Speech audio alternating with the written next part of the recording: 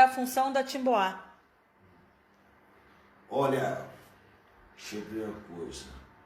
A Timboá, ela é uma orixá guerreira de rua.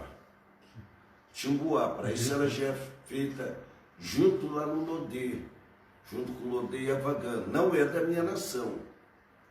Ela não é da minha nação, ela é do Ijexá, do Oió, de outras nações, da Cabinda não, entendeu? Mas a função dela é rua, trabalhar na rua, na figueira. Vamos aproveitar essa mesma pergunta. Sim.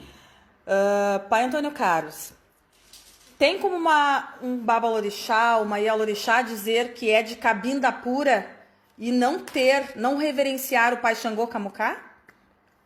Não, se ele é Cabinda pura, ele tem reverência a Xangô Camucá, pois é a raiz, é a nossa chave. Então tem que reverenciar o Pai Xangô Camucá sempre, senão não pode se dizer Cabinda. Então